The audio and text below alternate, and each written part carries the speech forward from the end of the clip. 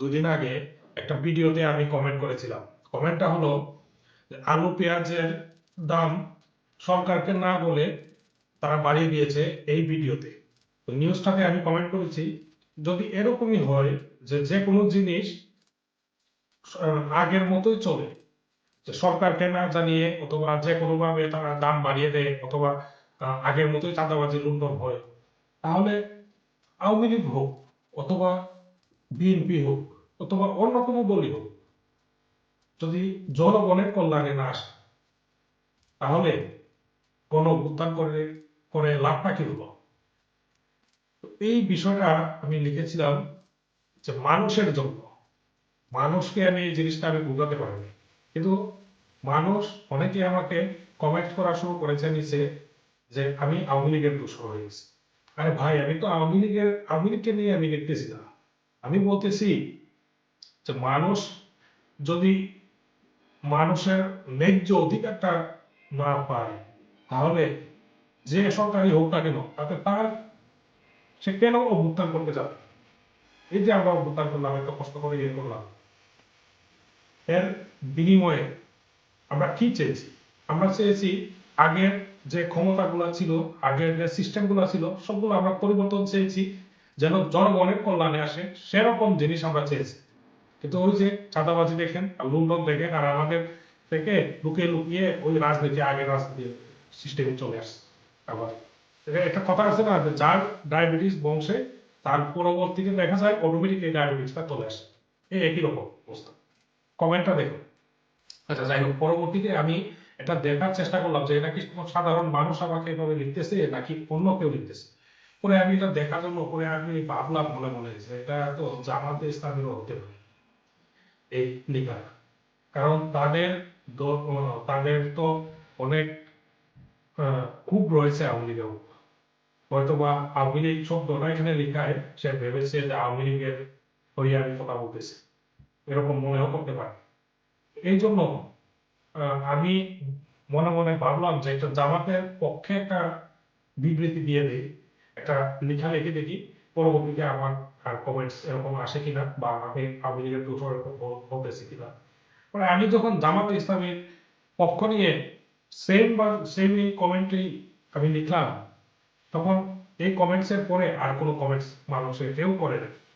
তার মানে আমি পরবর্তীতে এটা বুঝে গেলাম যে এটা জামাত ইসলামের লোকরা এরকম আমাকে দূষণ দূষণ বলতেছে। আমি অবাক হয়ে গেলাম যে আমাকে এরকম তো লেখার কথা না, তাহলে তারা এরকম ভাবে আমাকে অ্যাটাক করতেছে কেন? তো এটা চিন্তা করে আমি ভাবলাম যে দেখি এটা কেন করতেছে। এটা চিন্তা করতে করতে করতে করতে এক পর্যায়ে আমি বুঝতে পারলাম এই জিনিসটা, যে জামাতে ইসলামী অনেক লোককে শেখ হাসিনা বিভিন্নভাবে কষ্ট দিয়েছে। যেমন 21 আগস্ট গ্রেনেড হামলা যে হয়েছিল, এই গ্রেনেড হামলার সাথে জড়িত অনেকেই ছিল জামাতে। তো তাদেরকে যে দিয়েছে, তখন তাদের দলের মধ্যে একটা জিনিস চড়ায়, সেটা হলো যে এই যে গ্রেনেড হামলাটা করেছে তারা, সেটা বৈধভাবেই করেছে এবং সেটা জিহাদ ছিল। এই যে জিনিসটা ছড়াইছে, এখন তারা বলতেছে কি যে এটা ইসলাম ভিত্তিক হয়েছে। আর এখন সবাই ভাবতেছে যে না, আমরা যদি ওদের বিপক্ষে বলি তাহলে আমাদের নেকি হবে। এই জিনিসটা জামাতে ইসলামীর মধ্যে ছড়িয়ে দিয়েছে। জামাতে ইসলামের পক্ষ নিয়ে যদি কেউ আহ অন্য দলকে গালিগালাজও করে, তবুও তাদের নেকি হবে, তাদের আমল হবে, বিভিন্ন আমল লেখা হবে, এগুলা তাদের ওখানে চড়ায়। আর সেই জন্যই তাদের দলীয় লোকদের কারণে তারা অ্যাটাক করেছে আমাকে, বিভিন্ন ভাবে কথা বলে। এখন এই যে অ্যাটাকটা করে, সেটা কি জন্য? সেটা কি সাধারণ মানুষের জন্য না সাধারণ মানুষের জন্য? সেটা শুধুমাত্র জামাতে ইসলামের দলীয় লোকদেরকে এরকম ভাবে আহ, শেখ হাসিনা হেনস্থা করার জন্য। এখন কথা হলো যে তারা যদি সাধারণ মানুষের কথা ভাবে, তাহলে কি?